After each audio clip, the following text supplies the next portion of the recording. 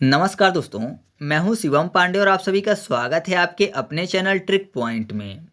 दोस्तों, आज हम लोग इस वीडियो में मध्य प्रदेश के राष्ट्रीय उद्यान को ट्रिक के माध्यम से याद करने वाले हैं।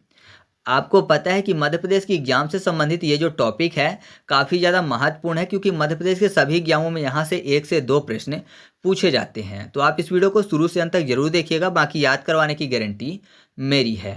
तो देरी ना करते हुए चले इस वीडियो को शुरू करते हैं। सबसे पहले हम लोग बात कर लेते हैं कान्हा राष्ट्रीय उद्यान की। इसकी स्थापना 1955 में की गई और ये मंडला में मुख्य रूप से स्थित है, जबकि उमरिया और बालाघाट में भी थोड़ा सा इसका विस्तार पाया जाता है, लेकिन मुख्य रूप से कहाँ स्थित है, तो मुख्य रूप से मंडला में स्थित है। अब यहाँ पर देखिए बात हो रही है कान्हा की। कान्हा मतलब भगवान कृष्ण की, और जब भगवान कृष्ण की बात होती है तो हमेशा उनका बचपन याद आता है ना। हम लोगों ने भगवान कृष्ण की लीला भी देखी है, तो आपको पता है कृष्ण लीला में हमेशा कृष्ण भगवान के बचपन का दिखाया जाता है। कृष्ण भगवान बचपन में बहुत ही नटखट थे, तो जब भी बात होती है कान्हा की तो उनका बचपन याद आता है, बचपन फॉर 55। तो आपको ऐसे याद हो जाएगा कि कान्हा राष्ट्रीय उद्यान की स्थापना कब हुई है, 1955 में। और कान्हा जो थे वो अपने मामा कंस का वध करने के लिए आए थे, मतलब उसका मर्डर करने के लिए आए थे, तो मर्डर फॉर मंडला। तो याद रखिएगा आप ऐसे कि कान्हा राष्ट्रीय उद्यान जो है वो मुख्य रूप से मंडला में स्थित है। इसके बारे में आपको बता दूं कि जो कान्हा राष्ट्रीय उद्यान है ये मध्य प्रदेश का सबसे बड़ा राष्ट्रीय उद्यान है।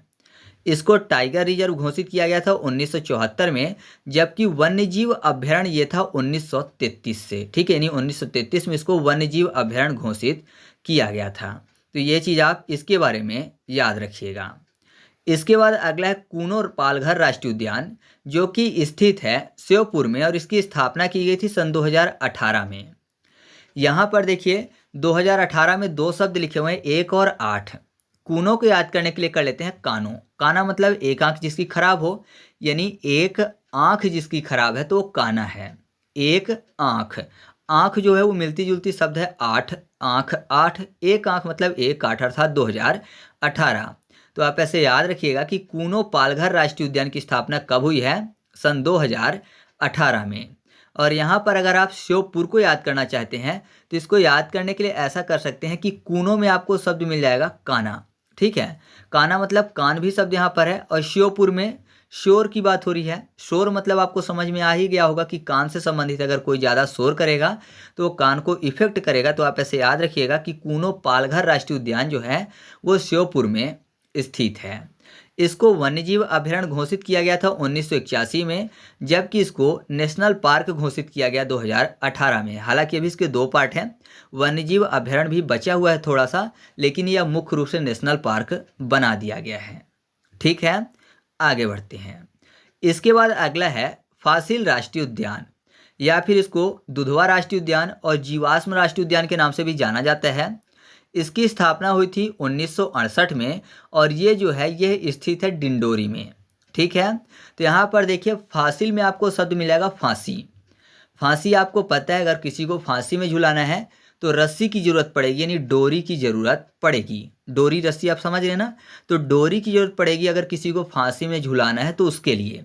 लेकिन अगर किसी को फांसी से बचाना है तो जाहिर सी बात है कि डोरी को छोड़ना पड़ेगा, यानी डोरी जब छूट जाएगी तो फांसी से वो बच जाएगा।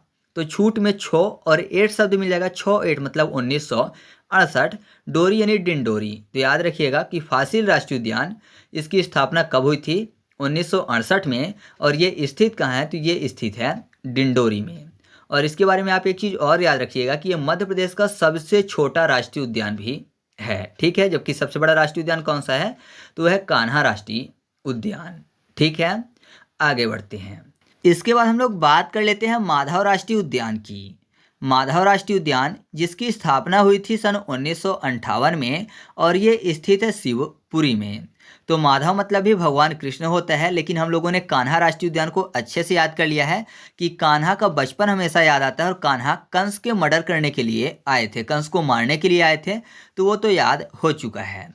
यहाँ पर माधव की बात हो रही है, और आपने एक सॉन्ग सुना होगा, एक बार भोले भंडारी बन के ब्रज की नारी गोकुल में आ गए। भोले भंडारी मतलब भगवान शिव, शिव से शिवपुरी, और माधव मतलब भगवान कृष्ण की ही बात हो रही है। तो माधव राष्ट्रीय उद्यान कहाँ स्थित है, शिवपुरी में। और माधव के मन को क्या अच्छा लगता था, दूध दही मट्ठा ये सब। तो मट्ठा मन को अच्छा लगता था माधव के, तो मट्ठा मन फॉर 58। तो याद रखिएगा कि 1958 में माधव राष्ट्रीय उद्यान की स्थापना की गई थी। ठीक है, आगे बढ़ते हैं। इसके बाद हम लोग बात कर लेते हैं वन विहार राष्ट्रीय उद्यान की। वन विहार राष्ट्रीय उद्यान जो कि भोपाल में स्थित है, और इसकी अगर बात करें कि घोषणा कब की गई थी, तो वो की गई थी 1979 में इसको राष्ट्रीय उद्यान बनाने की, और जबकि इसकी स्थापना की गई 1981 में। हालांकि एग्जाम में डेट पूछी जाती है 1979, तो इसी को हम लोग यहाँ पर याद करेंगे। 79 में 2 डेट लिखी हुई है, 7 और 9। ठीक है, 7 और 9, 7 को कर लेते हैं साथ, 9 मतलब नहीं, नो नहीं, तो साथ नहीं। वन में विहार करने की बात हो रही है, वन में घूमने की बात हो रही है, तो जाहिर सी बात है कि कोई भी अकेले नहीं जाएगा। जब तक उसके साथ में कोई नहीं होगा साथ में, तब तक वो वन में घूमने नहीं जाएगा। तो साथ नहीं होगा, साथ नहीं फॉर 7 और 9 यानी 1979। और आपने देखा होगा कि पहले के राजा महाराजा जो लोग होते थे वो वन विहार करने जाते थे, शिकार करने के लिए। राजा महाराजा मतलब भूप यानी राजा ही होता है ना, तो भूप फॉर भोपाल। तो याद रखिएगा कि वन विहार राष्ट्रीय उद्यान कहाँ स्थित है, भोपाल में। और इसकी स्थापना कब की गई, तो घोषणा की गई थी 1979 में, और स्थापना हुई 1981 में राष्ट्रीय उद्यान के तौर पर। ठीक है, और याद रखिएगा कि यह मध्य प्रदेश का प्रथम ISO प्रमाणित राष्ट्रीय उद्यान है, और यहाँ पर सर्प उद्यान भी स्थित है। ठीक है, इसके बाद अगला है पन्ना राष्ट्रीय उद्यान। जो पन्ना राष्ट्रीय उद्यान है ये छतरपुर में स्थित है, और इसकी स्थापना हुई थी 1981 में।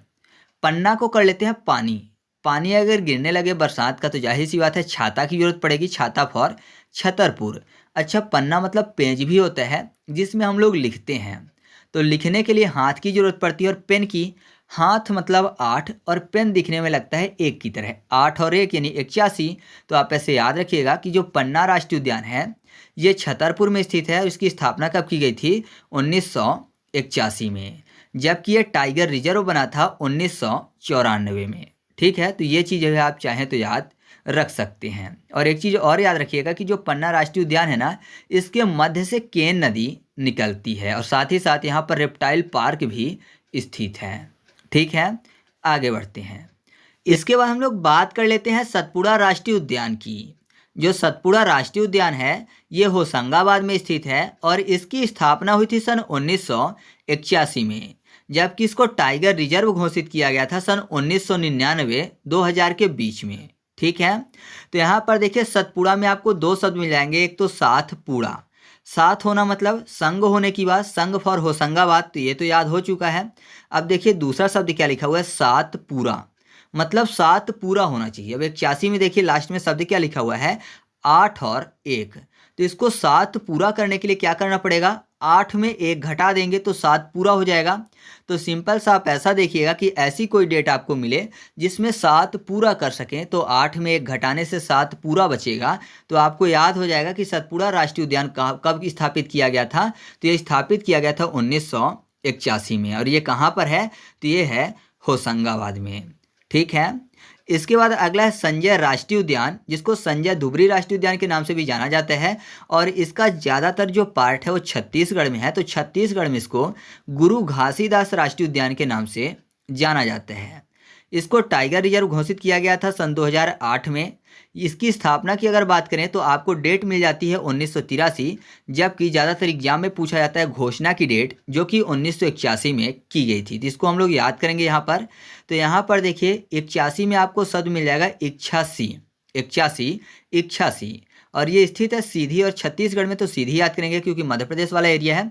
तो सीधी मतलब सीधे जाने की बात। ठीक है, तो यहाँ पर देखिए संजय में क्या लिखा हुआ शब्द, सन जय, मतलब सन जाते हैं। तो सन कैसे जाते हैं, अपनी इच्छा से जाते हैं। वो किसी की इच्छा से तो चलते नहीं कि इधर जाएं उधर जाएं, वो अपनी इच्छा से सीधे चले जाते हैं। ठीक है, पूरब से पश्चिम सीधे चले जाते हैं अपनी इच्छा से। तो सीधे फॉर सीधी और इच्छा से फॉर 81 यानी 1981। तो याद रखिएगा कि संजय राष्ट्रीय उद्यान या फिर संजय धुबरी राष्ट्रीय उद्यान, इसकी स्थापना कब की गई थी, 1983 में, जबकि इसकी घोषणा कब की गई थी, 1981 में। ठीक है, तो ये घोषणा वाली डेट एग्जाम में पूछी जाती है, इसलिए मैंने आपको ये याद करवा दिया है। और ये स्थित कहाँ पर है, तो ये स्थित है सीधी में, जबकि इसका ज़्यादातर क्षेत्र छत्तीसगढ़ में स्थित है। ठीक है, और ये टाइगर रिजर्व कब बना? तो सन 2008 में।